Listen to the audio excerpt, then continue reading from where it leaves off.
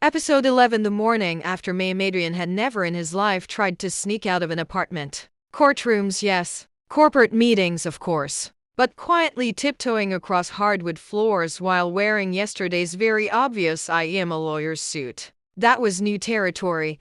He slipped his shoes on by the door, muttering to himself, "Just out. Clean getaway. No witnesses." Except the universe loved humiliating him. The moment he opened the door, Mrs. Henderson, Maya's 80-year-old neighbor with a hearing aid that picked up gossip better than sound, was standing right there, balancing a bag of groceries. Her eyes widened, her lips pursed. Well, she shouted, as though announcing him to the entire building. "If it isn't Mr. Tall, Dark and Handsome doing the walk of shame." Adrian froze. "I'm not. This isn't oh. Don't be modest," Mrs. Henderson cackled. "I saw you go in last night. Look at you now. Hair messy, shirt untucked, tie hanging like you've survived a war. Classic signs." Adrian's ears turned crimson. "It's not what you think. Don't bother," she interrupted, wagging a finger. "My late husband used to have the same dazed look after a good night." Adrian was saved from answering by a voice behind him. "Mrs. Henderson?" Maya, hair in wild curls, t-shirt hanging off one shoulder, blinked at the scene. "What are you? Oh no, oh yes," Mrs. Henderson said gleefully. "Your secret's out, darling." Maya slapped her forehead. "I don't even want to know what you think you saw." Adrian prayed for the floor to swallow him. But fate had more humiliation in store, because at that exact moment, Kira burst out of the elevator, balancing 2 iced coffees and a bag of croissants. "Maya!" Surprise breakfast drop. She froze mid-step. Her eyes went wide. She took in Adrian at the door, Maya in pajamas, Mrs. Henderson smirking like the devil. Then Kira let out a shriek. "Oh my God!" Maya groaned. "Kira, it's not. Oh my God. Oh my God. Oh my God." Kira shoved the coffees at Mrs. Henderson, who accepted them without hesitation. "This is huge. This is monumental. This is Adrian." Adrian straightened his tie, desperately trying to reclaim dignity. "Good morning." "Good morning." Kira gawked. "That's all you have to say after spending the night?" "Kira," Maya hissed, dragging her inside by the elbow. "It's not like that," Mrs. Henderson snorted. "Honey, it's exactly like that. Don't downplay it."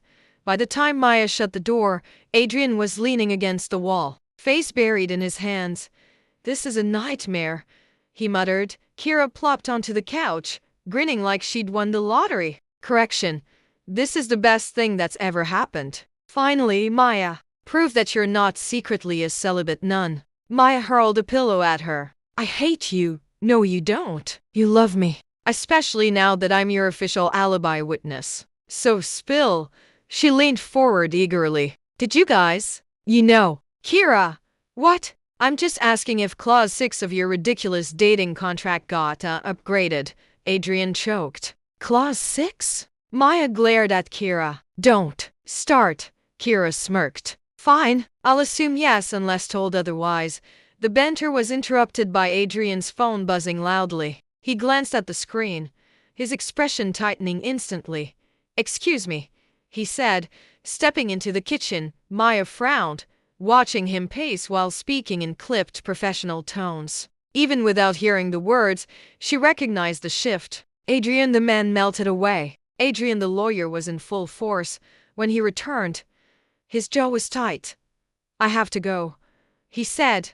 Maya's stomach sank. "Go? Already? It's urgent." "Of course it is." Her voice came out sharper than intended. Kira arched her brow, glancing between them. "Oh." Adrian caught Maya's gaze, something unreadable flickering in his eyes. "I'll call you later. I promise." Then he was gone, leaving only the faint scent of his cologne behind. The silence stretched. Finally, Kira broke it with a dramatic sigh. "Girl, you're so deep." Maya flopped onto the couch. "Don't remind me. I mean, look at you. Pining already. You're practically a Disney princess waiting for her broody prince to text back." Maya buried her face in a pillow. "Shut up, fine," Kira said, sipping her stolen iced coffee. "But just remember I warned you about lawyer boys. Always secrets. Always drama. Hours later, Maya tried to distract herself. She recorded a podcast episode, scrolled through memes, and reorganized her fridge, but every buzz of her phone made her heart lurch. When Adrian finally texted, it wasn't what she expected. Adrian, can I come over tonight? Need to explain. Important. Her pulse quickened. She typed back, yes. That night, when the knock came, Maya was ready with a dozen sarcastic comebacks, but the moment she opened the door, all her words fled. Adrian stood there, shirt wrinkled, tie loosened, eyes shadowed with exhaustion. Maya, he said softly, her heart twisted. You look like you lost a fight with a copier. Close, he murmured. Then, more seriously, can we talk? Maya hesitated, then stepped aside. Come in. They sat on opposite ends of the couch.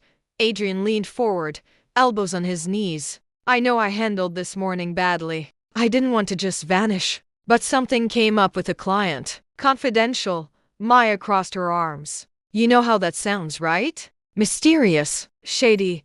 I can't share details. But I can tell you this, he met her gaze. It's not about another woman. It's not about hiding something from you. It's just work. Her defenses wavered. So you're not secretly a spy? A small smile tugged at his lips. Not unless you count legal espionage. Which I don't. Fair. The tension eased slightly, but not completely. Maya studied him, searching for cracks. You're not planning to ghost me again, are you? Adrian's face softened instantly. No clause 5, remember? No running. Her lips curved despite herself. You really are terrible at being vulnerable. I'm trying, he said quietly. Maya sighed, leaning back. Fine, but next time you vanish, you owe me muffins. How many? 3. 3 muffins? Per hour. He chuckled, shaking his head. You're relentless. Damn right. The moment lightened, but as Maya curled against him, a tiny doubt lingered because Adrian was holding her tight, whispering that he wasn't going anywhere. And yet, in the back of her mind, she couldn't shake the feeling that he was still keeping secrets, secrets that might not stay hidden forever.